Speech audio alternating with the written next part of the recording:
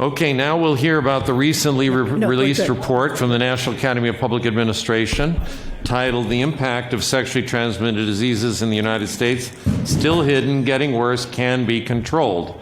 And thank you, Dr. Shoshanna Sofer, for joining us and for being so patient during the day. Dr. Sofer was a member of the panel and authored the report. She will provide remarks. She serves as Director of Strategic Planning for Health Policy Research at the American Institutes for Research, also serving as a study fellow at the National Academy of Public Administration. So she's going to give her remarks in about 10 to 12 minutes, and then we'll have another 10 to 12 minutes for Q&A, and then we'll have the public commentary. So, thank you. Good afternoon. I'm just going to give you a quick overview of what I'm going to say. I'm going to talk about how the first NAPA report began. I'm just going to give you a slide with the team members and the panel members. Then I'm going to get into the meat, which is basically the challenges to STD control and prevention, actions for consideration to move the field forward that we put forth in the first report, and then status of the second report. So the National Academy of Public Administration is an organization that's very parallel in many ways to the National Academy of Medicine, in that it also is an organization that identifies people both in practice and in academia who are experts and have made major contributions to the field of public administration.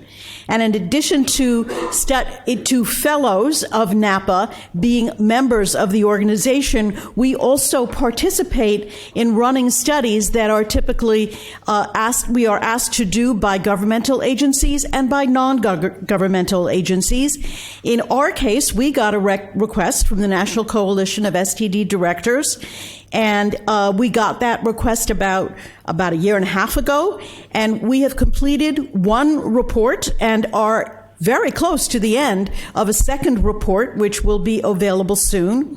And that involved doing an enormous amount of literature review, but also trying to identify what the data were that were available and under what circumstances. And we did a number of interviews for our first study. We have gone even deeper into interviews at the state and local level in our second study. And we are trying to kind of figure out, how does this whole system of STD prevention and control work in the United States? What are the points at which we might be able to make change? Because what's absolutely clear from everything that's been said today is that change is desperately needed. So I'm just going to leave you with this. It's a list of names, which you can look at later, and I'm going to move on to what the challenges are to STD prevention and control. First, I think we have to say that there is the fragmented nature of the healthcare landscape in general. And that has been something that, somebody mentioned we don't have national health coverage. We also don't have a sort of a nationally designed, in any way, shape, or form, healthcare delivery system. It's extraordinarily fragmented in every way. And with respect to STDs, it's clear from today's discussion that there are numerous intergovernmental and non-governmental stakeholders who influence STD prevention and control, and who therefore must collaborate with each other, but do not always collaborate with each other. And for all of you who I see some gray hairs in the room, you know that collaboration is both one of the most important things to achieve and one of the most difficult things to achieve and to maintain. The good news and the bad news with respect to the healthcare landscape in general has been Medicaid expansion. The reason it's the good news is because it's provided health insurance coverage for tens of millions of people in the United States who otherwise wouldn't have it. And that has enabled them to use private health practitioners to get STD testing and STD treatment. The problem with it is not only that it isn't happening everywhere, that the Supreme Court made that an optional thing for states, and that many of the states that have chosen not to participate in Medicaid are states in the South, like Mississippi, which are also places where there are very, very high rates. We're fortunate that in Arkansas, which is another high rate state, they do have a Medicaid expansion. But actually, during one of our side conversations, Naveen Patel told me that nevertheless, it's really the state that is doing the hard work of testing and treatment primarily. So the nature of STDs themselves are part of our challenge. They intersect with each other. They intersect with HIV. They intersect with other infectious diseases. There are drug resistance issues that are emerging specifically for gonorrhea. But most important, they occur in a nation both obsessed and uncomfortable with open discussion of sex and sexuality. And we were just saying that shame is one of our biggest enemies when it comes to working on STDs and of all kinds, but particularly these STDs. The other thing is the characteristics of those affected by and at risk for STDs. Primarily, these are people with few resources and little power, adolescents and young people, men who have sex with men, newborns, poor people, people of color, people in states that have not expanded Medicaid. These are not powerful people, in case you hadn't noticed. And so that makes a difference in terms of whether or not there's going to be attention paid to their plight, whether they're even going to think that their plight is the most important problem that they face. Poor people may be actually much more concerned about putting food on the table than they are in getting to an STD clinic or even just getting to a doctor's office. So I think it's really, in my experience, that I've been around a long time, having a sense of who the people are that are affected by a particular problem is very, very important. So to continue, we have infrastructure limitations and wide variations in testing, in reporting, in treating, in identifying additional individuals at risk. All of these things are subject to limitations in infrastructure, limitations in staffing, and huge, huge variations. I mean, just listening to that last panel and the four very different stories that you got from our four participants shows you, on the one hand, people everywhere who care and who are committed and who are going to do their darndest to have some effect on this problem, but tremendous variation in how many resources they've got behind them, in what their breadth of options are that they can really seriously look at, and many other things. The other thing that I, as a researcher, I'm struck by is how limited our ability to learn about this epidemic, what has happened, what will happen. We have unbelievably bad data problems. We have a paucity of data. We have a paucity of studies of what does and does not work. I mean, if you compare this literature to other literatures, it's really frightening. We just haven't paid attention, especially in prevention. And I think there are inherent methods challenges to this work, especially in estimating costs of treating and not treating. I was struck today by the fact that the leveraging that Dimitri was talking about and these combinations of HIV and STD, it's like this kind of stuff is supposed to be the stuff that you do, but you don't talk about it. Because if you talk about it, you could get in trouble. So you don't talk about it, right? So that means, because you don't talk about it, that there's not going to be a record of it, that we aren't going to know that it's happening. And we'll never be able to figure out what a difference it makes, right? And how much it takes. So those are kinds of things that we are facing.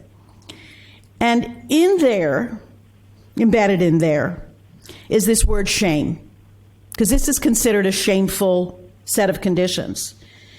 I happen to be a person, I was born overseas, and I happened to have asked my mom one day, how come Auntie Ray doesn't have any children? And she said, oh, she couldn't. That was when I was small. When I was older, she told me that Auntie Ray was infected with syphilis by her husband, and that's why she couldn't have any children. Now, I don't know how many of us have actually ever experienced having a family member be affected by one of these conditions. But I don't think it's quite the same thing as chickenpox. You know, it's just very different. So I would say that shame is the enemy here. And I've been thinking a lot about how do you counter that. Finally, inadequate, always has been inadequate and indeed declining funding. So based on a lot of study, I'm kind of cutting to the chase here. These are some of the actions that we put forth in our first report for people to consider. First of all, we need to identify and empower a national champion for STDs. There is none. There is none. Either in terms of a public figure who is associated with the government, associated with the interventions, or a private figure that can speak from a more personal perspective. There is a tremendous need to change the narrative around this set of illnesses to achieve public recognition of the importance of STDs. And it may be that one of the things that it means is like just talking about it at all is something that we're not doing. We're just not doing it. And again, a champion would be in a position to do that. We need to remove these artificial barriers across multiple problems that often intersect. I have to say that I'm actually very encouraged by the extent to which people are putting these pieces together at the state and local level in ways that perhaps you can't do as easily at the federal level, but people are pulling it together, and I'm proud of them for being able to do that with respect to HIV. But I think there are other connections that need to be made with the opioid crisis, with HPV, with other kinds of, you folks will know which ones those are. So more and better data, research, and evaluation. We don't have accurate epidemiological estimates of this set of conditions. We just don't. I'm married to an epidemiologist, and he finds this. He's a former public health, local health department director, and for him, this is startling. This is stunning. How could you have a classic public health problem, and we just don't have the basic data? We aren't going to be able to generate them without improvements in uniform data specifications, which we don't have anything close to, and which I haven't heard being talked about yet. I think it's something this committee is going to have to consider. Data specifications, data submission protocols, and data integration. So all of those areas really have to be addressed. At the same time, we need to generate and rigorously test new ideas for prevention and control. So listening to Dimitri from my city, New York, I'm a New Yorker, I am hoping that they're studying because they have the people in the health department to study those interventions and those innovations that they're doing, because even though the political environment in New York is what I would call unique, there may be elements of what is being learned that need to be transformed. So I'm going to kind of end almost with a personal note. The U.S. has managed to address a sexually transmitted disease, HIV, and even hepatitis, in an organized and reasonably well-funded way. So my question is, what will it take for this to happen for STDs, given the wide range of points of view in our nation about sexuality, sexual and gender preferences, and reproductive health? This is what my biggest concern is how much the shame is going to get in the way. How much is it going to be hard for us to talk about these issues because of the nature of the condition? And I have to say that comparing HIV makes me think back to the 80s when how did HIV get on the map? HIV would not have gotten on the map without advocates. And I don't see any advocates from the affected population. I could be very wrong, but we need to build an advocacy system. Listening to the folks from ASTO and NACHO and NCSD was very encouraging today, but those kinds of folks aren't the folks that made it happen with HIV. The kinds of folks that made it happen with HIV were people who were affected or who feared being affected or whose lovers were being affected by this condition. So I just want to lay out that that's an important consideration. So I want to let you know that NCSD asked NAPA to carry out a second study. They're underway with the same panel and a slightly different study team, including 2 new members, and they're all sitting on the side over there. The focus has been on exploring what is happening on the ground at the local and state level in greater depth. We also have a team of graduate students from GW who is working to describe the funding streams in some detail, because those are very arcane and complex. The report is going to be done before the end of this year, and we encourage you to build on it in your work. Thank you very much. All right, Dr. Sofair, you can stay right there, and we're going to entertain questions. I guess I'll start. I thought one point that your report made about diverse epidemics requiring tailored interventions was certainly salient. And I wonder if you could comment, what did your committee really think about the circumstances among MSM, and particularly MSM of color? There wasn't a lot of detail in your report, but we know that there was a comment on page 70 that alluded to that. Was there a sense in your report research that was an especially challenging area?